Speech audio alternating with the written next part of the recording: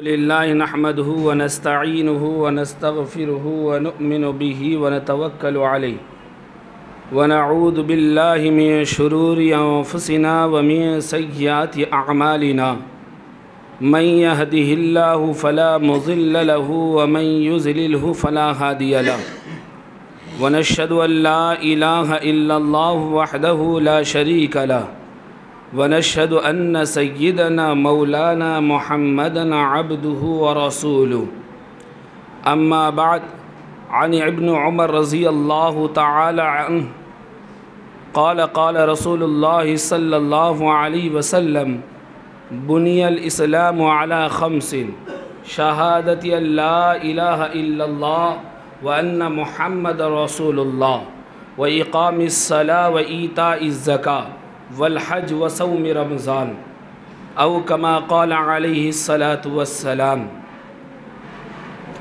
मेरे मोहतरम बुज़ुर्गों और दोस्तों और अज़ीज़ तलबा, अल्लाह रब्बुल इज़्ज़त का एहसान और उसका करम कि उसने मुझ जैसे नाचीज़ को आप हज़रात के सामने दीन की कुछ बातें करने की तौफ़ीक़ नसीब फ़रमाई है। मैं अल्लाह रब्बुल इज़्ज़त से दुआगो हूँ, अल्लाह रब्बुल इज़्ज़त मेरी ज़बान से ऐसी बात निकाले जो आपको भी नफ़ा बख्श हो और मुझे भी। अल्लाह आपको भी अमल की तौफ़ीक़ नसीब फ़रमाए और मुझे भी अमल करने की तौफ़ीक़ नसीब फ़रमाए। गालिबन मुसलसल इसी मौजू पर बात चल रही है। जो जुमे में आते हैं उन्हें मालूम है ये चौथा जुमा है। बुनियल इस्लामु अला खम्सिन शहादति अल्ला इलाहा इल्लल्लाह व अन्न मुहम्मदुर रसूलुल्लाह व इक़ामिस सलाह। इस्लाम की बुनियाद 5 चीज़ों पर है, जिसमें सबसे अव्वल क्या है? कलमे तय्यबा, उसका दिल से इक़रार करना और ज़बान से इज़हार करना, और आकाए मदनी सरवरे कौनैन हुज़ूर सय्यद आलम मुहम्मद रसूलुल्लाह सल्लल्लाहु अलैहि वसल्लम ये अल्लाह के रसूल हैं, इसे भी मानना।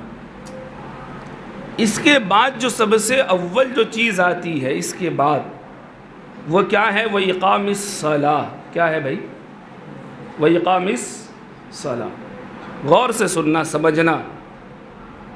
अगर आप नहीं समझेंगे यहाँ बैठकर मुझे बोलकर कोई फ़ायदा नहीं। आपके समझ में आए तो आप इज़हार करें, हाँ हम समझ गए। बात समझ में आई? तो इक़ामिस सलाह जो है ये नमाज का मामला है। ईमान में दाखिल होने के बाद सबसे अव्वल काम क्या है? नमाज सीखो और नमाज पढ़ो। नमाज सीखो और नमाज पढ़ो। नमाज ये अहकाम शरिया है। अल्लाह ने बहुत सारे अहकाम अपने नबी के ज़रिए हम तक पहुँचाए, लेकिन जो भी अहकाम अल्लाह ने आकाए मदनी सरवरे कौनैन हुज़ूर सय्यद आलम मुहम्मदुर रसूलुल्लाह सल्लल्लाहु अलैहि वसल्लम को दिए हैं वो सब ज़मीन पर दिए, जिब्राईल के ज़रिए पहुँचाया गया। रोज़ा फ़र्ज़ हुआ, जिब्राईल के ज़रिए से आका तक खबर पहुँची। हज फ़र्ज़ कर दिया गया तो जिब्राईल के ज़रिए आका तक खबर पहुँची है। ज़कात फ़र्ज़ किया गया, जिब्राईल के ज़रिए आका तक खबर पहुँची है। रोज़ा फ़र्ज़ कर दिया गया तो जिब्राईल के ज़रिए आका तक खबर पहुँची है। लेकिन जब नमाज का मामला आया है तो जिब्राईल के ज़रिए नहीं खबर पहुँचाई, बाकायदा अल्लाह के रसूल को अर्श मुअल्ला पर बुलाया गया। कहाँ पर भाई? अल्लाह ने अर्श पर बुलाया और तोहफ़े में नमाज अता की है। तो इससे पता चलता है नमाज की अहमियत क्या है। दूसरे नबियों के उम्मतियों को भी नमाज दी गई, लेकिन 2 वक्त की दी गई। हम खुशनसीब हैं, हमें 5 वक्त का नमाज मिला। 5 वक्त नमाज फ़र्ज की गई हम पर। ज़ुहर है, असर है, मगरिब है, इशा है, फिर फजर की नमाज है। ये 5 वक्त की नमाज हम पर फ़र्ज की गई। दूसरे कौम पर सिर्फ 2 नमाजें फ़र्ज गई, 2-2 रकाअतें, 2-2। दूसरे उम्मतियों को अजान नहीं मिला, हमें क्या मिला? अजान मिला। क्या मिला भाई? अजान मिला। दूसरे उम्मतियों को अजान नहीं मिला, हमें अजान मिला है। आकाए मदनी सल्लल्लाहु अलैहि वसल्लम ने फरमाया, कल क़यामत के दिन मुअज्जिन का सर ऊंचा होगा। किसका सर ऊंचा होगा भाई? मुअज्जिन का सर। और इस्लाम में सबसे पहला मुअज्जिन कौन है? बिलाल हबशी। कौन है भाई? मालूम है ना बिलाल हबशी? सबसे पहला मुअज्जिन है, ग़ुलाम था, अल्लाह के रसूल ने मुअज्जिन बनाकर उसके दर्जात को बुलंद कर दिया है। आका का इंतकाल हो चुका है, बिलाल हबशी अजान देने के लिए खड़े हुए, अजान दी। जब मुहम्मदुर रसूलुल्लाह पर आए, रोते रोते नीचे आ गए और उन्होंने कसम उठा ली कि आज के बाद से कभी अजान नहीं दूंगा। क्या फरमाया? आज के बाद से कभी अजान नहीं दूंगा। अबू बकर का दौर है, इजाज़त लेकर अबू बकर से जिहाद के लिए सफ़र में निकल जाते हैं। छोड़ दिया मदीना बिलाल हबशी ने, आज़ान देना तो छोड़ा, मदीना भी छोड़ दिया बिलाल हबशी ने। कुछ दिन गुजरने के बाद आकाए नामदार हुजूर सैयद आलम सल्लल्लाहु अलैहि वसल्लम ख्वाब में आते हैं, वो बिलाल तूने मेरा शहर छोड़ा है, क्या नाराज़गी है? बिलाल परेशान होते हैं। जब आँख खुलती है बिलाल की तो अपने सवारी को लेकर मदीने के जानिब निकल जाते हैं। गालिबन 7 दिन और 7 रातें या 8 रातें इस तरह का गुजरता है। किताबों में आता है कि बिलाल हबशी सिर्फ नमाज और इस्तिंजा वगैरह के लिए सवारी से उतरे हैं, उसके अलावा किसी और वजह से सवारी से नहीं उतरे। मदीना पहुंचे। अब मदीना पहुंचना ही था, बिलाल का खुशी का ठिकाना नहीं। बिलाल ने आवाज़ लगानी शुरू कर दी, या रसूल अल्लाह मैं हाजिर हूँ। क्या आवाज़ लगाई? या रसूल अल्लाह मैं हाजिर हूँ। बिलाल भूल चुके थे आकाए मदनी सल्लल्लाहु अलैहि वसल्लम वफ़ात कर चुके हैं। ये आवाज़ लगाई बिलाल ने। अब फिर होश आया, ओ आका तो नहीं है। कब्र पर जाकर लिपट गए बिलाल हबशी, ज़ारो कतार रोने लगे, कहने लगे या रसूल अल्लाह मैं तो हाजिर हूँ, आप नहीं है। हाँ भाई, नमाज का वक्त आता है, अजान देनी है। सहाबा की तमन्ना जागती है कि आज बिलाल हाजिर है तो बिलाल अजान दे। आज बिलाल हाजिर है, बिलाल अजान दे। लेकिन किसी की हिम्मत नहीं हो रही है कि बिलाल से जाकर दरख्वास्त करें, क्योंकि बिलाल ने तो कसम खा रखी है कि अब अजान नहीं देनी। सहाबा के दरमियान मशवरा होता है। हसन हुसैन के सामने जाते हैं सहाबा किराम और कहते हैं कि हो सकता है हम अगर बिलाल से कहें तो बिलाल अजान देने से इनकार कर दे, अगर तुम कहो तो शायद इनकार न करे। हसन और हुसैन के ज़रिए खबर पहुंचाई जाती है। हसन और हुसैन बिलाल के सामने आते हैं, चचा जान हमारी एक ख्वाहिश है, हमारी एक दरख्वास्त है, हमारी एक गुजारिश है। बिलाल कहते गुजारिश न करो, हुक्म करो। क्या कहते भाई? हुक्म करो। नवासे रसूल हैं भाई, जन्नत के नौजवानों के सरदार हैं। वो तो अभी माँ की दूध भी नहीं छोड़े। अल्लाह के रसूल ने फरमाया मैं हसन और हुसैन जन्नत के नौजवान के सरदार हैं। ये करबला की वजह से नहीं मिला खिताब, ये जवानी में नहीं मिला, ये तो बचपन में मिल चुका था।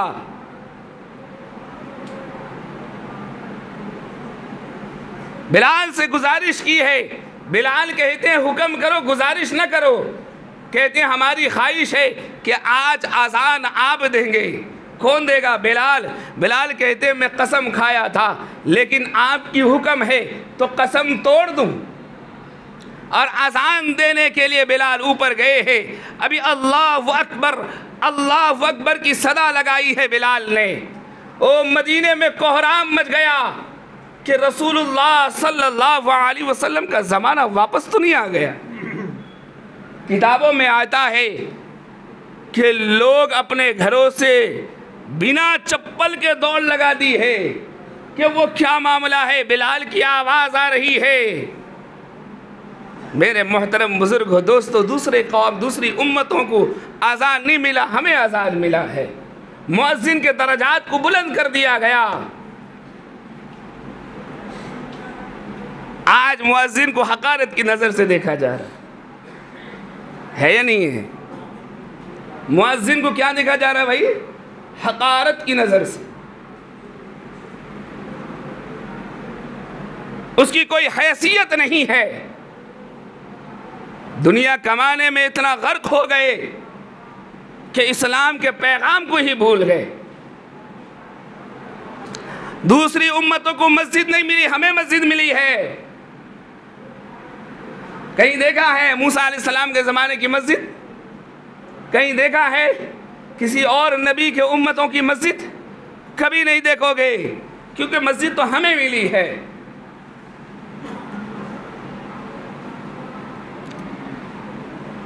यह अज़ान, ये नमाज, ये मस्जिदें, हज़रत उमर फारूक रज़ी अल्लाह ताला अन्हु कहते हैं कि अगर मैं अमीरुल मुमिनीन न होता तो मस्जिद नबवी का मुअज्जिन होना ज़्यादा पसंद करता।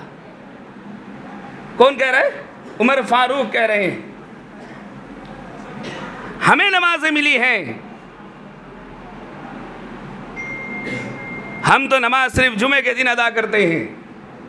नमाज फिर सिर्फ जुमे के दिन हुई, सिर्फ जुमे के दिन के लिए फ़र्ज है।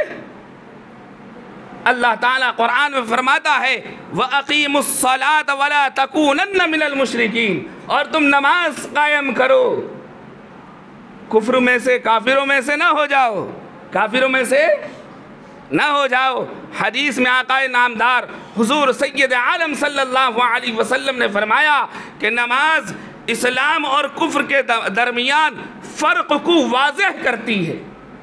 आका ने क्या फरमाया?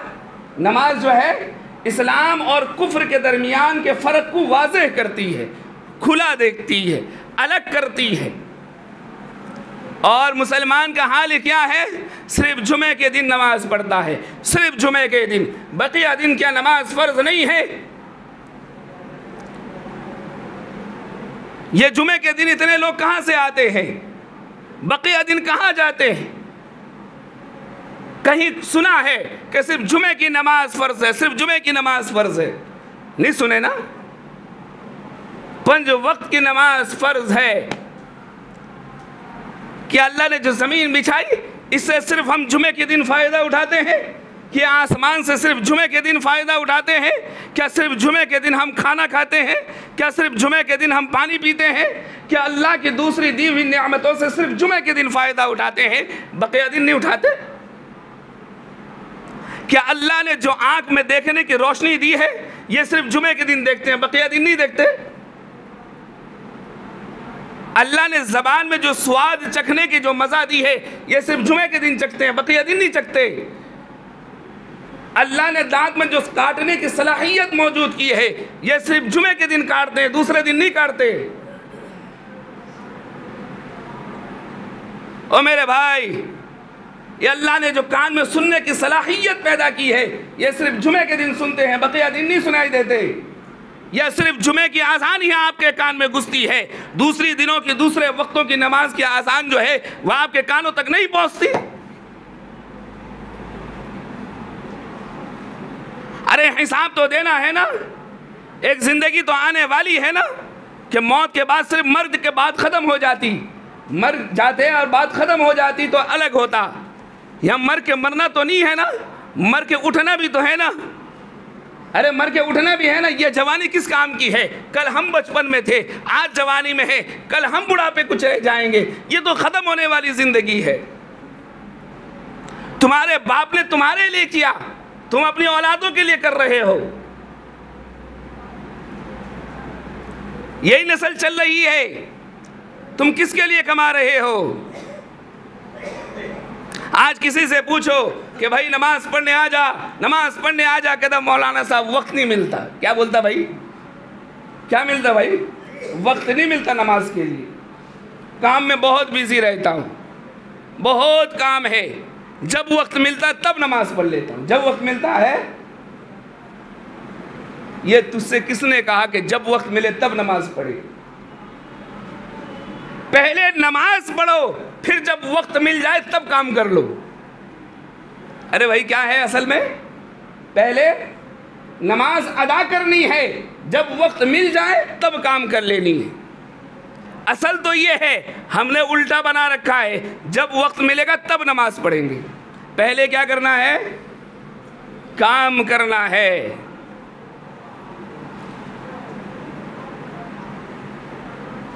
उठा नहीं जाता, सर्दी बहुत है, गर्मी बहुत है, पता नहीं क्या क्या बहाना करते हैं वो लोगों। क्या कब्र के आज़ाब को भूल गए हो? क्या जहन्नम का आज़ाब भूल गए? क्या जहन्नम की गर्मियों को भूल गए? या जन्नत के नेमतों से बेखबर हो? अरे अल्लाह से मुलाकात भी तो करनी है, अल्लाह से कलाम भी तो करना है। अरे कल क़यामत के दिन मैदान महशर में जब तुम खड़े हो गए, अल्लाह के रसूल हुजूर सय्यद आलम सल्लल्लाहु अलैहि वसल्लम ने इरशाद फरमाया, मैं अपनी उम्मतों को किस वजह से पहचानूंगा? कि उनके वज़ू के आज़ा चमकते होंगे। अरे हम तो सिर्फ जुमे के दिन वज़ू किया है, हमारे आज़ा चमकेंगे? ओ भाई, अरे अल्लाह के रसूल ने क्या फरमाया? मेरे उम्मतों को किससे पहचानूंगा? वज़ू के आज़ा चमकते होंगे। हमने तो सिर्फ ईदैन में वज़ू की है, हमने तो सिर्फ जुमे के दिन वज़ू की है, बकिया दिन तो वज़ू नहीं की। अरे अल्लाह के सामने जब पेश किए जाओगे तो अल्लाह अपनी नेमतों का हिसाब मांगेगा, तो क्या करोगे? क्या हिसाब दोगे? अरे मैं कहता हूं ना, 50,000 लाख रुपए तनख्वाह देने वाला अगर जहां नौकरी करते हो, वो अगर कहे कि बैठ जा तो बैठ जाते हो, वो कहता है खड़े हो जा तो खड़ा हो जाते हो। मेरे भाइयों, बुजुर्गों, दोस्तों, अल्लाह ने बिन मांगे हजारों करोड़ों नेमतों से नवाजा है। ये जो खून दौड़ रहे हैं जिस्म के अंदर, तुम यहाँ पर मशीन लगा रखे हो ना, अल्लाह ने मशीन लगाई है। ये तो अल्लाह ने मशीन लगाई है, ऑटोमेटिकली ये आपके जिस्म में ब्लड सर्कुलेशन होता है। आप सोए हो, आप बैठे हो, आप बात कर रहे हो, आप खड़े हो, किसी हाल में हो, आपके जिस्म के जो आज़ा है वो अपना काम कर रहे हैं। ये अल्लाह ने हमें नेमत से नवाजा है। एक जगह की ब्लड बंद हो जाए, एक रग जो है ये अपना ब्लड सर्कुलेशन बंद कर दे, आप परेशान हो जाएंगे, डॉक्टरों के पास जाएंगे, करोड़ों रुपए खर्च कर देंगे, फिर भी वो जैसे पहले चलता था वैसे नहीं चलेगा। बात समझ में आ रही? अरे बात समझ में आ रही?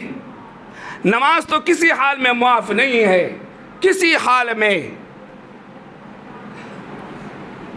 कहते हैं दरिया में जाए और इसकी कश्ती टूट जाए, टूटने के बाद ये सिर्फ एक पट्टे पर लेटा हुआ हो बचने के खातिर, एक लकड़ी पर लेटा हुआ है, उस हाल में भी नमाज मुआफ नहीं है। किस हाल में भाई? समंदर के अंदर उसकी कश्ती टूट जाए और एक लकड़ी के टुकड़े में ये सहारा लगाकर बैठा हो, सोया हो या किसी हालत में भी हो, उस हाल में भी नमाज मुआफ नहीं है, कोई माफी नहीं है। अरे मुआफ होता तो करबला के मैदान में नमाज मुआफ हो जाती। अरे हुसैन ने तो शिमर के पास खबर भेजा, वो शिमर जंग को रोक दे, हम नमाज पढ़ लेंगे, उसके बाद जंग कर लिया जाएगा। शिमर ने कहा तुम्हारी नमाज कबूल नहीं होती। उफ, वो क्या तकलीफ पहुंची होगी नवाज रसूल को। हजरत हुसैन ने कहा वो लोगों, आधे लोग जंग लड़ा जाए, आधे लोग जंग लड़ेंगे, आधे लोग नमाज पढ़ेंगे। जब ये नमाज पढ़कर उठ जाएं तो पहले लोग नमाज पढ़ेंगे। मेरे मोहतरम बुजुर्गों, दोस्तों, अब ये नमाज पढ़े हैं, जंग लड़ी गई है, असर का आजान होने से पहले सारे लोग नेज़े पर चढ़ गए। अरे नमाज माफ होती तो वहां मैदान करबला में माफ हो जाती। अरे हुसैन ने तो पैगाम देकर गए हैं कि किसी हाल में हो, चाहे जंग के मैदान में भी हो, तो तुम्हें नमाज माफ नहीं है। हम तो बिस्तर पर गद्दे में सोकर, एसी रूम में सोकर नमाज छोड़ रहे। यह अफसोस की बात है। तौबा करें, अल्लाह माफ करने वाला है, बड़ा गफूर रहीम है, बहुत रहम करने वाला है। वो तो कहता है मेरा उम्मती बुढ़ापे में आकर जब उसकी दाढ़ी के बाल सफ़ेद हो जाए, मेरे दरबार में आए, उसने पूरी ज़िंदगी गुनाह की है और मेरे दरबार पर आकर हाथ उठाए, या अल्लाह मैं तुझसे माफ़ी मांगता हूँ, ज़िंदगी मैंने गुनाहों पर गुजार दी, तेरी नाफरमानी में गुजार दी, या अल्लाह मुआफ़ कर दे। अल्लाह कहता है फरिश्तों से, वो फरिश्तों आसमान सजा दो, आज मेरा मेहमान आया है। कितना गफूर रहीम है, बहुत गफूर रहीम है। अरे तौबा करो गुजरी हुई ज़िंदगी से, आने वाली ज़िंदगी के लिए। या अल्लाह हम सबको नमाजी बना दे। अरे कहो ना भाई, अल्लाह हम सबको नमाजी बना दे, 5 वक्त का नमाज का पाबंद बना दे, उसके सामने गिरियाजारी तौबा करने वाला बना दे, तहज्जुद गुजार बना दे। या अल्लाह जब तू हमें यहाँ से उठाए, दुनिया से रुखसत करे, जब हमारी रूह परवास कर जाए, जब हम इस दारे फ़ानी से कूच कर जाए, तो उस वक्त हमारे दिल के अंदर ईमान मौजूद हो और कलमा पढ़ते हुए रूह परवास कर जाए। अल्लाह ताला हम सब को सुनने से ज़्यादा अमल करने की तौफीक नसीब फरमाए। वक्त बहुत ज़्यादा हो गया, इंशाअल्लाह फिर इसी बात पर इंशाअल्लाह अगर अल्लाह हयात दी तो फिर इंशाअल्लाह इस आगे मौजू जो है ये चलता रहेगा। वाखिर दावान अनिल हम्दुलिल्लाहि रब्बिल आलमीन।